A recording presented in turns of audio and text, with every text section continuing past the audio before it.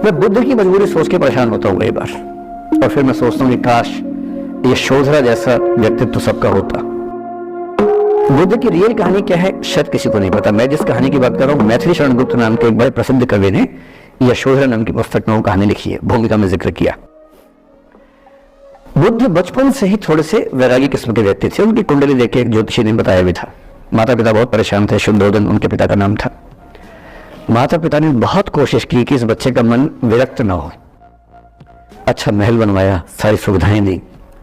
जैसे ही बुद्ध थोड़े से किशोरावस्था में आए, उस समय की दुनिया की सबसे खूबसूरत महिला से, लड़की से, यशोधरा से उससे शादी करवा दी। यशोधरा के पिता ने काफी एग्जाम लिए बुद्ध जी के, वो सारे एग्जाम में पास हुए, तब जाकर शादी हुई। ऐसे नहीं हुई, शादी हुई। तो बुद्ध भी ठीक था, रमे रहे उस जीवन में। बेटा हुआ उनका राहुल। अब बुद्ध की विरक्ति का भाव बढ़ता जा रहा था। 29 साल की उम्र के आसपास ऐसा हुआ कि उन्होंने एक मृत व्यक्ति को देख लिया, एक बूढ़े को देखा, एक भिखारी को देखा, एक बीमार को देखा। विरक्त हो गए और उनका मन हुआ घर छोड़ दूं, ज्ञान की खोज में चला जाऊं। अब ज्ञान की खोज में जाए, उनको पता है कि भाई मेरी पत्नी भी है, मेरा बेटा भी है, राज्य भी है, कैसे छोड़ दूं? छोड़ना जरूरी है। अंदर की आवाज है कि छोड़ो, तुम इस चीज के नहीं बने हो, तुम्हारा स्वधर्म कुछ और है। बाहर की जिम्मेदारी है कि छोड़ नहीं सकते। मैं अनुमान करता हूं कि बुद्ध ने शायद अपने पिताजी से कहा हो कभी कि पिताजी मैं बहुत परेशान हूं, छोड़ना चाहता हूं। तो पिता ने समझा बुझा के मना किया होगा कि बेटा शोभा नहीं देता, ऐसा मत करो। हो सकता है पत्नी से ही बात की हो, पत्नी ने भी कहा हो कि ये क्या बात हुई, हम सबका जीवन तुम पे टिका है, बच्चा अभी बिस्तर से भी नहीं उतरा है, अभी तो चलना भी नहीं शुरू किया है, तुम ऐसी बात कर रहे हो। इसका जिक्र नहीं मिलता इतिहास में कि ये बात हुई कि नहीं हुई। और एक दिन बुद्ध ने तय किया और वो आधी रात को पत्नी और बेटे को सोता हुआ छोड़ के चले गए। इसको बौद्ध परंपरा में महाभिनिष्क्रमण कहते हैं, बुद्ध का अपने घर से निकल जाना। अब बुद्ध चले गए, लेकिन मैथिली शरण गुप्त यशोधरा के पर्सपेक्टिव से बुद्ध को देख रहे हैं। यशोधरा बहुत परेशान है, भाई पति चला गया है, बच्चे का पिता चला गया, मजाक थोड़ा है। राजा परेशान है कि उनका उत्तराधिकारी चला गया है। यशोधरा इतनी परेशान है, बहुत लंबे समय तक छंद आते रहते हैं कि वो कितनी बेचैन है, कितनी परेशान है। लेकिन यशोधरा की सबसे बड़ी परेशानी इस बात से नहीं कि बुद्ध चले गए, इस बात से है कि बिना बताए चले गए, भरोसा नहीं किया।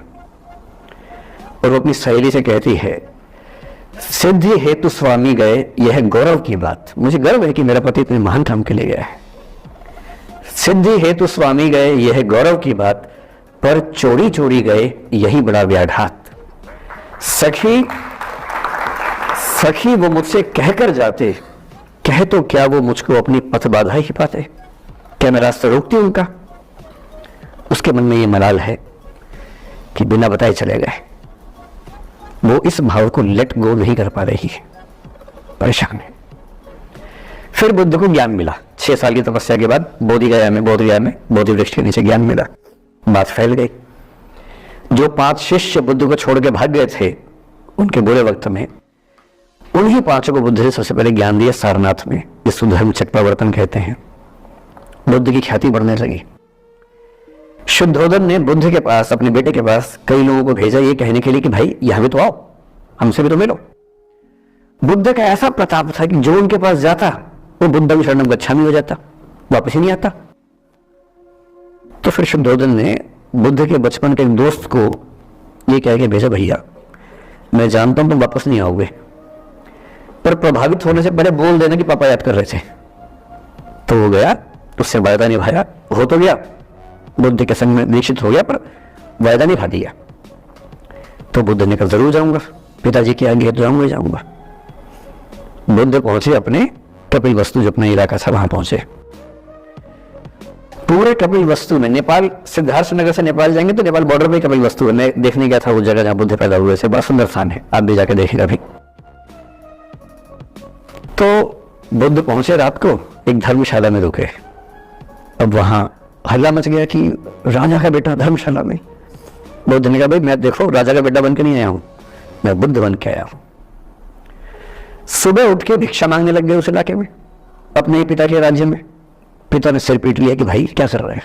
फिर बुद्ध ने सूचना भेजवाई कि मैं बुद्ध हूं, बेटा हूं संयोग से, ठीक है मैं आ रहा हूं मिलने के लिए, पर मैं बुद्ध हो के आया हूं, मेरी चर्या है, नियम है, मैं भिक्षा से ही जीवन जीता हूं अपना।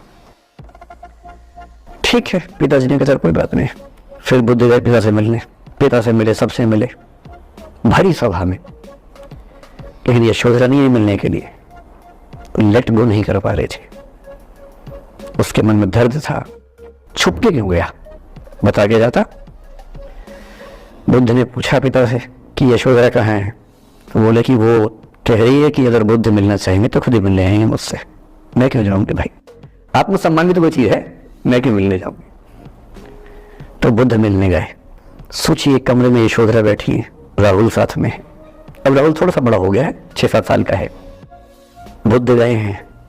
अब आपके मन में आ रहा है कि बुद्ध वहां जाके बोलेंगे सॉरी मैंने गलत किया, I hurt you, I really feel sorry. Buddha है वो बुद्ध, वहां जाके क्या बोल रहे पता है, भिक्षाम देहि, भिक्षा दो। और यशोधरा कितनी महान महिला रही होगी, उसने अपने बेटे का हाथ बाप के हाथ में दे दिया। लेट गो का इससे महान उदाहरण दुनिया के इतिहास में नहीं है कि चलो आखिर तुमने आके झुक के कुछ मांगा तो सही। उसकी जितनी ईगो थी, अहंकार था, सब विगलित हो गया। और जो औरत परेशान थी कि मुझसे बिना बताया गया, उसने अपने बेटे को दे दिया कि इसको लेके जाओ, क्योंकि वो जानती है कि तुम महान काम कर रहे हो, और तुम महान काम कर रहे हो तो मैं क्यों बीच में आऊंगी भाई, मेरा पति महान काम कर रहा है तो मुझे खुशी होनी चाहिए, और तुम्हारी उस खुशी में मैं क्यों पीछे हटूं। बस मुझे भरोसे में लेके जाते तो और खुश हो।